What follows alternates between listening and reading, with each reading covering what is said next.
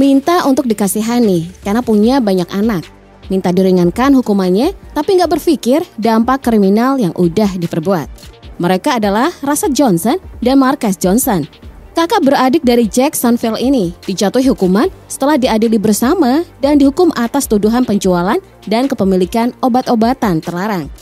Katanya bukan orang jahat, bukan juga seorang monster, hanya manusia biasa yang tak luput dari kesalahan. Sebelumnya, penangkapan ini terjadi setelah polisi menggeledah sebuah rumah yang ada di sisi timur Jacksonville. Saudara ini juga diduga sebagai pemimpin geng dari 1.200 orang yang terkenal sebagai geng yang kejam. Anggota keluarga dari Johnson mengajukan diri kepada saksi untuk memohon keringanan hukuman dan mengatakan kepada Hakim Duval County, Anthony Salem, bahwa mereka perlu dikasihani karena memiliki 7 anak dan seorang kepala keluarga. Salah satunya memelas memohon untuk diringankan hukumannya. Dalam permohonannya juga menyangkal keterlibatannya dalam aktivitas geng atau komunitas kriminal manapun. Di sisi lain, jaksa penuntut tidak mempercayainya begitu saja. Mereka berpendapat bahwa Johnson bersaudara punya banyak kesempatan untuk membersihkan tindakan mereka alih-alih terus terlibat dalam kegiatan geng. Mereka memiliki kesempatan untuk memperbaiki kehidupan mereka setelah menjalani 3 tahun di penjara negara bagian Florida sebelumnya. Sayangnya, saat menghirup udara bebas, keduanya tetap melakukan kegiatan kriminal yang sama. Bahkan, bukannya keluar dari komunitas mereka dan mendapatkan pekerjaan yang layak. Para saksi mewak fakta tentang pekerjaan ilegal dengan menjual obat-obatan terlarang untuk menafkahi keluarga mereka secara finansial. Dan pada akhirnya, sang hakim pun akhirnya memutuskan 30 tahun hukuman penjara untuk mereka berdua. Hal serupa juga terulang pada Jeff Misanki, bukan sembarang pengedar. Pria ini adalah seorang pengedar yang terhubung dengan kartel narkoba Meksiko. Bukannya bertobat, pria asal Missouri ini kembali untuk ketiga kalinya setelah sebelumnya memiliki 2 pelanggaran penyalahgunaan zat terlarang.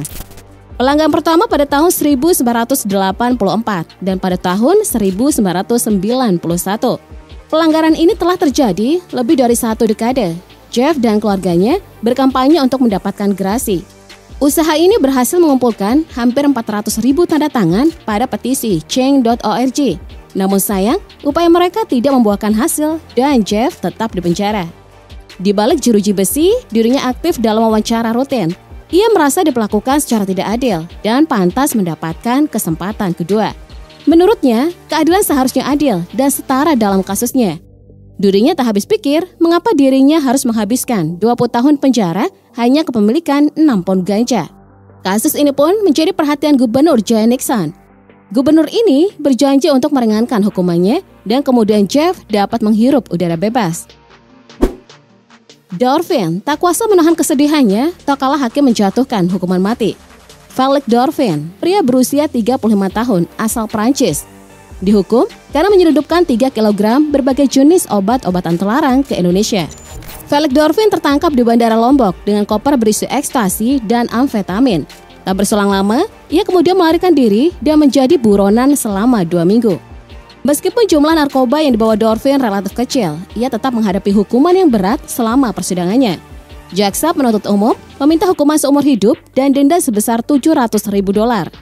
Dirinya pun kemudian mengajukan banding atas putusan tersebut. Keberuntungan pun berpihak pada dirinya. Pasalnya hukuman mati diringankan menjadi 19 tahun penjara. Kalau yang tadi bawa barang ke Indonesia, yang satu ini orang asli Indonesia. Siapa sih yang nggak tahu kasus Freddy Budiman? Menjelang eksekusi mati, dirinya menjadi mu'alaf dan semakin memperdalam ilmu agama. Permintaan Freddy saat eksekusi adalah untuk dapat mengucapkan kalimat tahlil dan ingin matanya tidak ditutup saat ditembak mati. Permintaan kedua, Freddy pada awalnya ditolak meski akhirnya dikabulkan. Eksekusi mati Freddy Budiman baru dilaksanakan pada Juli 2016 oleh Regu Tembak Nusa Kambangan di Lapas Nusa Kambangan. Sebelumnya Freddy adalah seorang bandar terbesar yang ada di Indonesia. Saking terkenalnya, ia memiliki jaringan kelas internasional dalam peredarannya. Freddy Budiman divonis mati pada Juli 2013 atas kasus kepemilikan 1,4 juta pil ekstasi yang diselundupkan dari Cina pada setahun sebelumnya, yakni pada Mei tahun 2012 silam. Vonis hukuman mati yang dijatuhkan oleh mantan Kadif Propam Polri Verdi Sambo. Pada November 2014, sebanyak 222 kg metamfetamin diselundupkan oleh Robert Lloyd Schellenberg dari Dalian ke Australia. Setelah curiga penerjemahnya telah memberitahu polisi, ia kemudian melarikan diri dengan naik pesawat di Bandara Internasional Dalian, Sulawesi menuju ke Thailand. Aksi kaburnya ini pun sekejap nihil sesaat setelah Schellenberg ditangkap oleh polisi China ketika pesawat tersebut singgah di Bandara Internasional Guangzhou Baiyun. Schellenberg mengaku bahwa dia dijebak oleh pengedar narkoba Zhu King dan bilang bahwa dia hanya seorang turis yang tidak bersalah.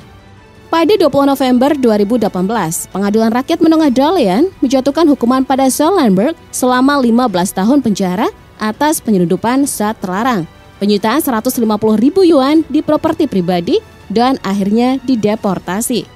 Merasa tak bersalah, Schellenberg kemudian mengajukan banding atas putusan tersebut. Dalam persidangan, ia terlihat linglung sekaligus bingung dan cukup kesal atas keputusan tersebut karena merasa dirinya sama sekali tak bersalah. Pada 29 Desember berikutnya, Pengadilan Tinggi Rakyat Provinsi Liaoning mengadilinya kembali. Selama persidangan, jaksa penuntut negara menduga bahwa Schellenberg adalah penjahat yang hanya sekedar membantu. Lalu pada 14 Januari 2019, Pengadilan Rakyat Menengah Dalian membuka persidangan ulang untuk meninjau kasus tersebut dan menjatuhkan hukuman mati kepada Schellenberg dan menyita semua properti miliknya. Setelah persidangan ulang, tim pembela Schellenberg menyatakan bahwa mereka akan mengajukan banding. Sisi dramatis lainnya ditunjukkan oleh Zaire Davy. Ia berlinang air mata sembari mengaku bahwa selama ini dirinya diremehkan dan diperlakukan seperti monster. Davy juga bilang bahwa dirinya tak pernah terlibat dalam penjualan atau kegiatan kriminal lainnya dan mencoba berusaha hidup dengan benar. Sebelumnya, Davy adalah seorang pengedar yang udah punya catatan pelanggaran selama 5 tahun dan sering bolak-balik di pengadilan. Hakim Raymond bahkan sudah muak dengan kehadiran Davy dan menganggapnya sebagai ancaman bagi masyarakat. Davy kembali ke pengadilan setelah ditangkap karena melanggar pembebasan bersyarat. Dalam kejadian ini, polisi menemukan sejumlah fentanyl, zat terlarang lainnya, dan pistol saat mengejar Davy dengan surat perintah. Saking jengkelnya, asisten jaksa penuntut, Donna Freeman, meminta agar Davy dipenjara karena kesalahan berulang yang melibatkan senjata, perdagangan obat-obatan, kejar-kejaran antara polisi. Davy mengajukan banding terakhir kepada hakim, tetapi mengingat sejarahnya yang penuh dengan kejahatan dan kekerasan, hakim meminta agar Davy dijatuhi hukuman yang tegas. Sayangnya, Davy telah diberikan kesempatan lebih dari cukup dan berperilaku tidak sopan selama pembacaan hukumannya. Dia membalikkan badannya dan menghina hakim. Davy memberikan pernyataan yang mengabaikan peringatan dari pengadilan dan menunjukkan niat buruknya dengan tatapan tajam ke kamera pengadilan. Sikap menggebu-gebunya ditunjukkan dengan berdebat dengan hakim untuk mengurangi hukumannya. Tetapi hakim tetap memutuskan hukumannya yang ditambahkan menjadi 13 tahun 4 bulan yang merupakan hukuman maksimum yang bisa diberikan kepadanya. Lagi-lagi, Davy kemudian mendapatkan hukuman tambahan karena berhasil melarikan diri dari polisi dan kepemilikan obat-obatan terlarang dan senjata, sehingga hukumannya bertambah menjadi 22 tahun. Di penjara federal, banyak yang berharap Davy punya banyak waktu untuk mengasah kemampuan akting menangisnya seperti di persidangan kemarin.